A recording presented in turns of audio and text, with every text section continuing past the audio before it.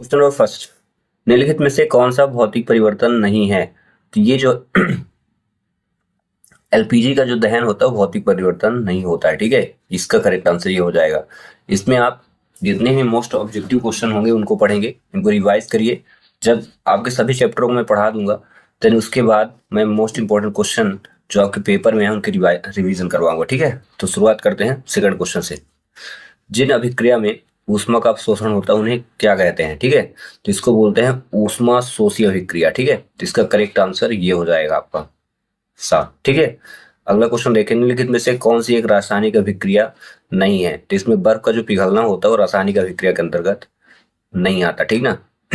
बाकी सभी रासायनिक अभिक्रिया जैसे लौह पदार्थों में जंग लगना, भोजन का पकना, कागज के जलना। ठीक है, अगला क्वेश्चन देखें, क्वेश्चन नंबर 4, किसी रासायनिक अभिक्रिया में भाग लेने वाला पदार्थ क्या कहलाता है? इसको बोलते हैं अभिकारक। ठीक है, अगला क्वेश्चन, लंबे समय तक सेवन न करने पर सूखे मेवे सड़ जाते हैं, ऐसा क्यों होता है? तो इसको बोलते हैं विकृत गंधिता के कारण होता है। ठीक है, अगला देखें क्वेश्चन नंबर 6, ये जो रिएक्शन दिया है तो ऊपर दी गई अभिक्रिया किस प्रकार की है? ठीक है, तो इसको बोलते हैं विस्थापन अभिक्रिया। ठीक ना, विस्थापन में कोई भी एलिमेंट जो है ना दूसरे एलिमेंट से कनेक्ट हो जाता है। जैसे यहाँ पे देखें, ऑक्सीजन जो है एल्यूमिनियम से कनेक्ट हो गया है, एल्यूमिनियम और ऑक्सीजन साथ में, और ये विस्थापित हो गया है, यहाँ से हट के बाहर आ गया। ठीक है, इससे अगला क्वेश्चन, क्वेश्चन नंबर 7, 3 भाग HCl 1 भाग HNO3 को कहा जाता है, क्या कहता है? इसको बोलते हैं अम्लराज बोलते हैं। ठीक ना, इसका करेक्ट आंसर ये होगा।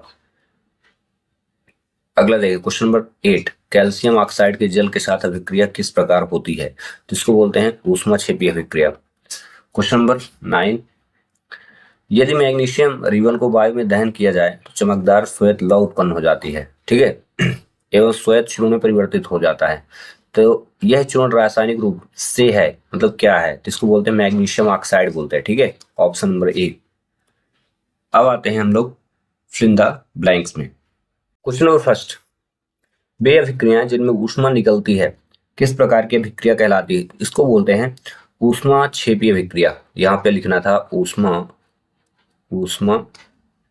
क्षेपी अभिक्रियाएं कहलाती है। ठीक है, अगला क्वेश्चन देखें, वे अभिक्रियाएं जिनमें अभिकारकों के बीच आयनों का आदान प्रदान होता है उन्हें कहते हैं? तो ये इसके आंसर से मिलता जुलता है। आयनों यानी क्वेश्चन में ही आंसर है, तो इसको लिखेंगे आप आयनिक अभिक्रिया, आयनिक और अभिक्रियाएं लिखा है। ठीक है, आयनिक पर लिखना है। ठीक है, ये देखिए ऐसे लिख लीजिएगा आयनिक, बस। अगला क्वेश्चन देखें, क्वेश्चन नंबर 3, किसी रासायनिक अभिक्रिया का प्रतीकात्मक निरूपण, ठीक है, कहलाता है? तो इसको बोलते हैं रासायनिक समीकरण, रासायनिक समीकरण। ठीक है, क्वेश्चन नंबर 4, लोहे की वस्तुओं को से बचाने के लिए उस पर पेंट करते हैं, किससे? तो इसको संक्षारण बोलते हैं। ठीक ना, संक्षारण से बचाने के लिए संक्षारण लिखना है। अगला क्वेश्चन देखिए, ऐसी अभिक्रियाएं जिनमें एकल अभिकर्मक टूटकर छोटे छोटे उत्पाद बनाता है, ठीक है, अभिक्रिया, तो ये किस प्रकार की अभिक्रिया कहलाती है? तो इसको बोलते हैं वियोजन।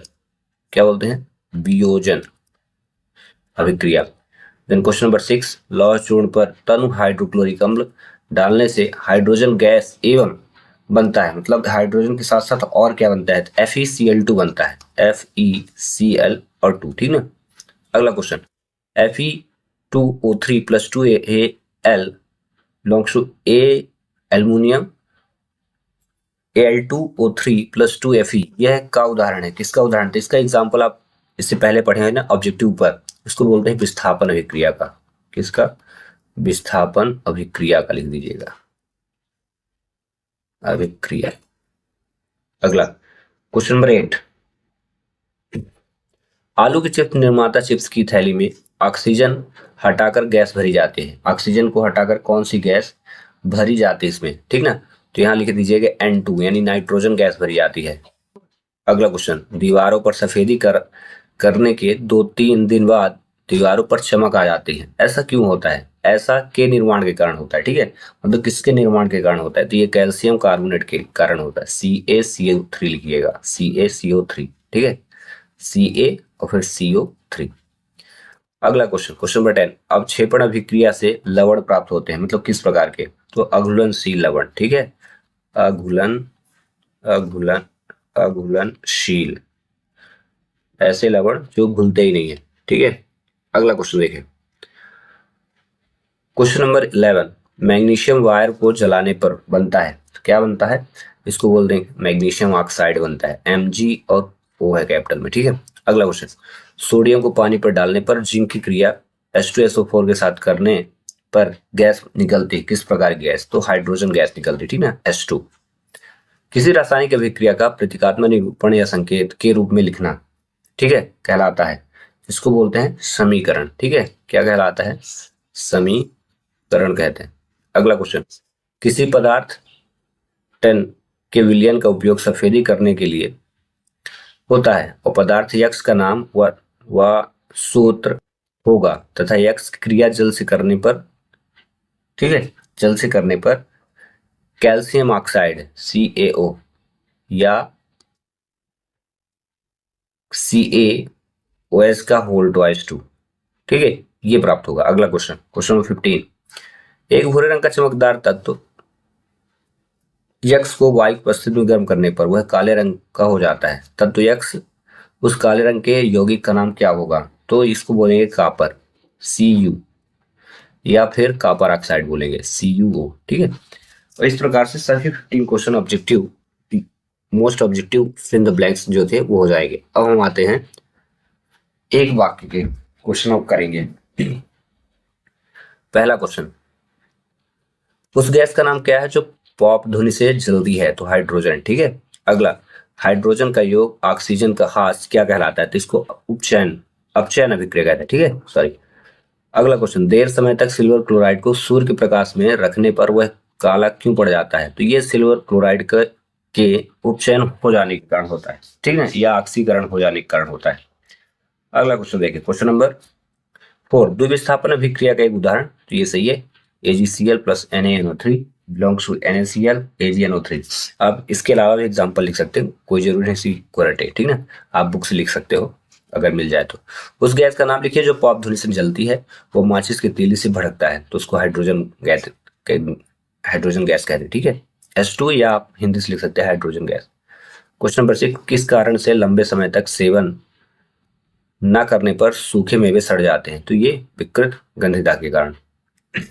क्वेश्चन नंबर 7, रासायनिक परिवर्तन का एक उदाहरण। लोहे में जंग लगना, बहुत इंपॉर्टेंट क्वेश्चन, एग्जाम में काफी बार आया है। ठीक है, वह समीकरण जिसमें समीकरण के दोनों ओर प्रत्येक तत्व के परमाणु की समान संख्या होती है कहलाती है, तो इसको बोलते हैं संतुलित समीकरण। वही क्वेश्चन नंबर 9, किसी रासायनिक अभिक्रिया का प्रतीकात्मक निरूपण या संकेतों के रूप में लिखना क्या कहलाता है? तो इसको बोलते हैं रासायनिक समीकरण कहते हैं। ठीक है, क्वेश्चन नंबर 10, जब दो या दो से अधिक पदार्थ संयोग करके एकल उत्पाद का निर्माण करते हैं तो ऐसी अभिक्रिया क्या कहलाती है? जिसको बोलते हैं संयोजन अभिक्रिया। ठीक है, क्वेश्चन नंबर 11, लोहे की वस्तु पर पेंट हम क्यों करते हैं? तो जंग से बचाने के लिए। क्वेश्चन नंबर 12, बहुत इंपॉर्टेंट क्वेश्चन है, रेडॉक्स अभिक्रिया किसे कहते हैं? तो ऐसी अभिक्रिया जिसमें ऑक्सीकरण और अपचयन दोनों अभिक्रियाएं होती है, रेडॉक्स अभिक्रिया कहलाती है। वहीं क्वेश्चन नंबर 13, ऊष्मा शोषी अभिक्रिया किसे कहते हैं? तो ऐसी अभिक्रिया जिनमें ऊष्मा का क्या होता है? अवशोषण होता है, और ऊष्मा क्षेपी क्या होता है? जिसमें ऊष्मा का क्या होता है? अवशोषण ना होना। ठीक है, उसे ऊष्मा शोषी अभिक्रिया कहते हैं। अब आते हैं सत्य असत्य पे। क्वेश्चन नंबर फर्स्ट, सल्फ्यूरिक अम्ल का तनुकरण ऊष्मा शोषी अभिक्रिया कहलाती? बिल्कुल नहीं, ठीक है, असत्य होगा। दूसरा, जो पदार्थ ऑक्सीकृत हो जाते हैं ऑक्सीकारक कहलाते हैं? बिल्कुल नहीं, ठीक है, गलत। अगला क्वेश्चन, श्वसन ऊष्मा शोषी ऊष्मा क्षेपी अभिक्रिया है? हाँ, बिल्कुल सही है। ठीक है, क्वेश्चन नंबर 4, लोहे में जंग लगना भौतिक क्रिया है? बिल्कुल भी असत्य, रासायनिक क्रिया होती है। ठीक ना। क्वेश्चन नंबर 5, ऑक्सीजन का ह्रास हाइड्रोजन के योग अपचयन कहलाता है? तो ये बिल्कुल सही है। ठीक है, क्वेश्चन नंबर 6, देर समय तक क्लोरीन को सूर्य के प्रकाश में रखने पर वह काला पड़ जाता है क्योंकि उसका उपचयन हो जाता है? बिल्कुल सत्य है। ठीक है, अगला क्वेश्चन, क्वेश्चन नंबर 7, जिन अभिक्रिया में ऊष्मा का अवशोषण होता है उसे ऊष्मा शोषी अभिक्रिया कहते हैं? बिल्कुल सही। ठीक है, question number 8, lead nitrate, lead sulphate व एल्युमिनियम सल्फेट के रासायनिक सूत्र क्रम से ये हैं? बिल्कुल सही है। ठीक है, अगला क्वेश्चन, क्वेश्चन नंबर 9, दीवारों पर सफेदी करने के 2-3 दिन बाद दीवारों पर चमक आ जाती, क्यों? कैल्शियम कार्बोनेट के कारण। जो आपने अभी ऊपर फिल द ब्लैंक्स पढ़ा उन्हीं का रिवीजन हो रहा है, ठीक है। अगर आपने अच्छे से याद किया होगा तो आपसे बनने लगेगा। संयोजन अभिक्रिया में दो या दो से अधिक पदार्थ मिलकर एक नया पदार्थ बनाते हैं, बिल्कुल सही है।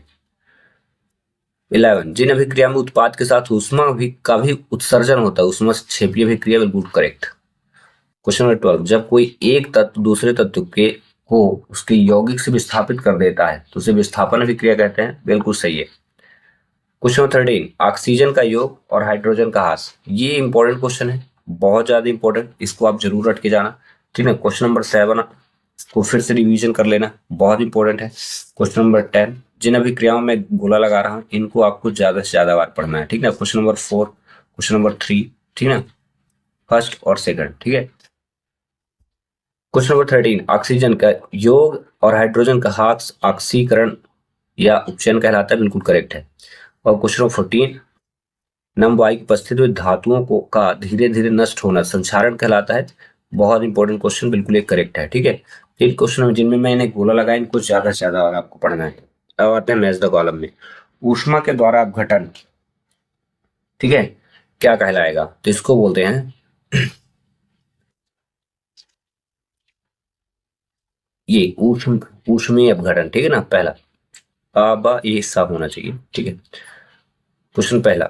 सेकंड देखिए, प्रकाश के द्वारा अपघटन, इसको बोलते हैं प्रकाशीय अपघटन। इसके सामने सामने आंसर बिल्कुल देखिए, प्रकाश से प्रकाश हो गया, ऊष्मा से ऊष्मीय हो गया, ठीक है। अगला, विद्युत के द्वारा अपघटन, तो क्या हो जाएगा? विद्युतीय अपघटन हो जाएगा, ठीक है। ये आपका तीसरा हो जाएगा। अब चौथा, ऊष्मा का अवशोषण, तो ये क्या होगा? ये इंपॉर्टेंट, देखो वेरी इंपॉर्टेंट, ठीक है। ऊष्मा का अवशोषण, ऊष्मा शोषी अभिक्रिया, ये 4 हो गया। और क्वेश्चन नंबर 5, ऊष्मा का उत्पन्न होना, ऊष्मा क्षेपीय अभिक्रिया कहलाता है, ठीक है। और ये सभी मोस्ट इंपॉर्टेंट जो ऑब्जेक्टिव क्वेश्चन थे हो गए कंप्लीट। मिलेंगे अब कुछ नए क्वेश्चनों के साथ। अभी हम आपको पूरे चैप्टरों के ऑब्जेक्टिव क्वेश्चन पढ़ाएंगे, क्योंकि देखिए 30 नंबर के ऑब्जेक्टिव क्वेश्चन आएंगे, आपको 23 तो पाना ही है। आप जितने भी ऑब्जेक्टिव क्वेश्चन मैं पढ़ा दूंगा उनको आप पढ़ लें और सिर्फ ऑब्जेक्टिव क्वेश्चन आप याद कर लेंगे तो भी आप पास हो जाएंगे। तो पहले फोकस आपका रहेगा ऑब्जेक्टिव क्वेश्चन में, देन उसके बाद 2-2 अंक के क्वेश्चन को देखेंगे, ठीक है।